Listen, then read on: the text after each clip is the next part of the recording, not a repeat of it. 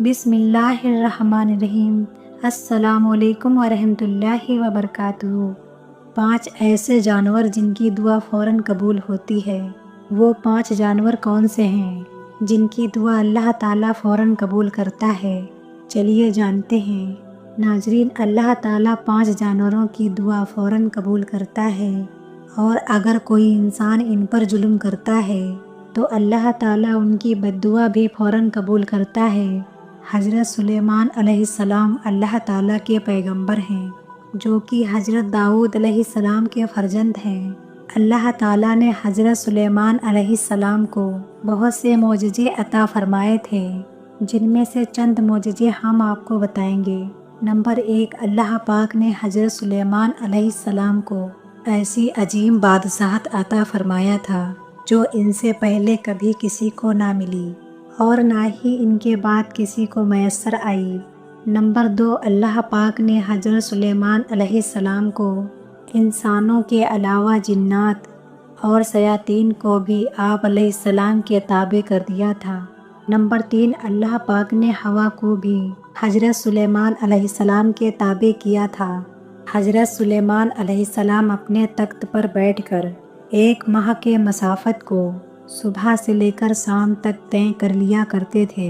Number 4، اللہ تعالیٰ نے ہر طرح کے جانور کو نہ صرف آپ علیہ السلام کا فرما بردار کیا تھا، بلکہ ان کی بولی سمجھنے کی صلاحیت بھی عطا فرمائی۔ ناظرین، حضرت سلیمان علیہ السلام فرماتے ہیں کہ جانور اور پرندے کچھ ایسے ہیں کہ جن کی دعا اور بد دعا اللہ تعالیٰ فوراً قبول کرتا ہے۔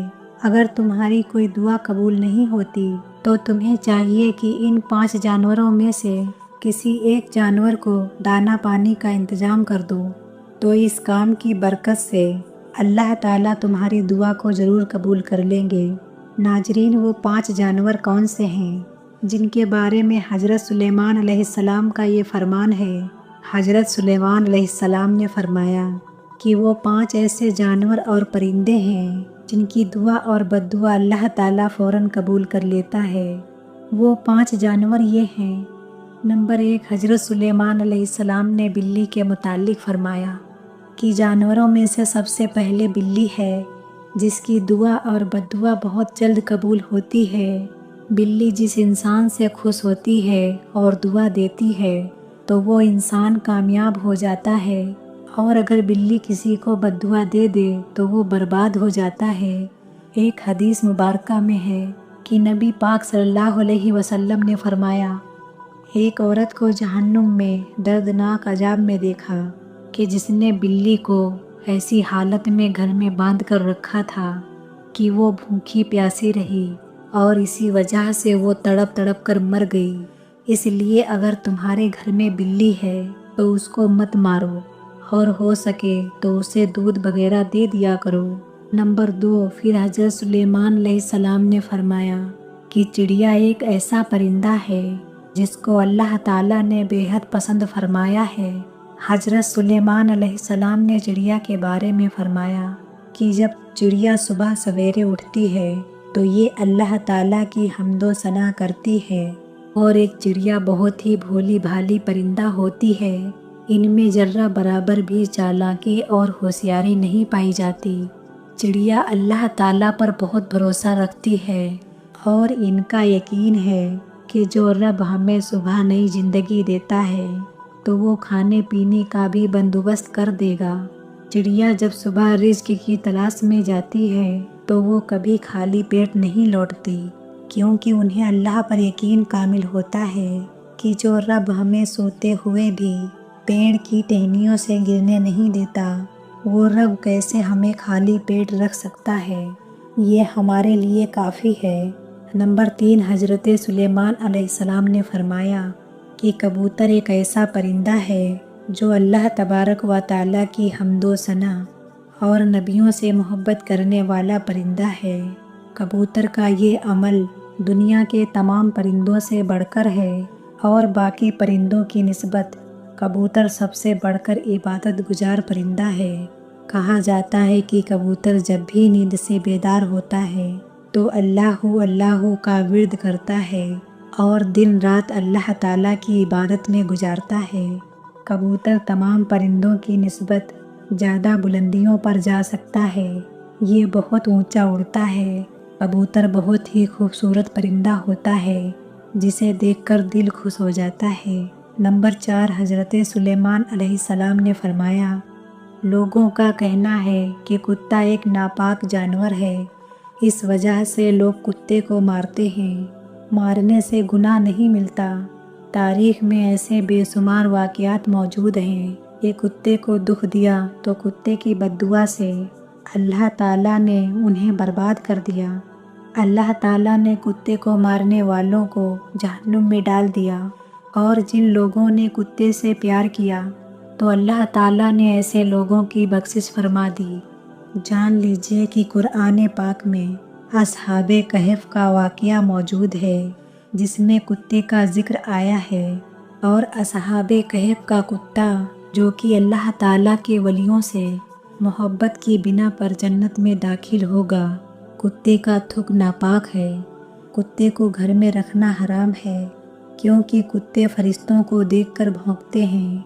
यही वजह है कि जिस घर में कुत्ते मौजूद हों तो उस घर में रहमत के फरिश्ते दाखिल नहीं होते। नंबर 5, हज़रत सुलेमान अलैहिस्सलाम ने फरमाया कि हम चींटियों को एक आम जानवर समझते हैं और इसे पांव तले रौंद देते हैं। आप अलैहिस्सलाम फरमाने लगे कि हम सब अगर चींटियों की अहमियत को जान लें तो कभी भूल कर भी चींटियों को नहीं मारेंगे। कुरान पाक में ये वाक़या भी मौजूद है कि हज़रत सुलेमान अलैहिस्सलाम अल्लाह ताला के नबी थे। अल्लाह ताला ने पूरी दुनिया की हुकूमत इन्हें अता फरमाई। हज़रत सुलेमान अलैहिस्सलाम और उनके लश्कर का गुजर एक ऐसे इलाके से हुआ जहाँ चींटियों की बस्ती थी। एक चींटी हज़रत सुलेमान अलैहिस्सलाम के लश्कर को पास आते हुए देखती है तो दूसरी चींटियों को बुलंद आवाज़ में पुकारती है और कहती है कि हज़रत सुलेमान अलैहिस्सलाम का लश्कर आ रहा है, तुम सब अपने अपने बिलों में चली जाओ। कहीं ऐसा ना हो कि तुम सब हज़रत सुलेमान अलैहिस्सलाम के लश्कर के पैरों के नीचे आकर कुचल जाओ। चींटी की इस बात को दूर से ही सुनकर हज़रत सुलेमान अलैहिस्सलाम मुस्कुरा देते हैं। चींटियाँ भी इंसानों की तरह ही अपनी ज़िंदगी बसर करती हैं। जदीद रिसर्च से भी ये बात साबित होती है कि चींटियों की भी बस्ती हुआ करती है। चींटियाँ बस्तियों में इस तरह रहती हैं जैसे इंसान अपने मुआशरे में रहते हैं। हज़रत सुलेमान अलैहिस्सलाम ने इरशाद फरमाया कि जो कोई भी चींटियों को मारता है तो अल्लाह ताला उससे रिज़्क की दौलत छीन लेता है। अगर कोई चींटी अनजाने में पाँव के नीचे आकर मर गई तो वो एक अलग बात है, लेकिन कभी जानबूझकर चींटियों को नहीं मारना चाहिए। और अगर तुम ये गलती जानबूझकर करोगे तो रिज़्क से हाथ धो बैठोगे। और अगर कोई चीज़ आपके हाथ से गिर जाए तो इसे चींटियों के लिए रहने दिया करें। इस तरह वो आपको दुआ देगी जिससे अल्लाह ताला आपके रिज़्क में इजाफ़ा करेंगे। नाज़रीन, ये 5 जानवर और परिंदे हैं जिनको नहीं मारना चाहिए और ना ही इनकी बद्दुआ लेनी चाहिए क्योंकि इनकी दुआ और बद्दुआ फ़ौरन कबूल होती है। नाज़रीन, किसी ऐसे जानवर को ना मारो जो तुम्हें नुकसान नहीं पहुंचाते। अल्लाह पाक से दुआ है कि अल्लाह पाक हम सबको सुनने से ज़्यादा अमल करने की तौफीक अता फ़रमाए। आमीन सुम्मा आमीन।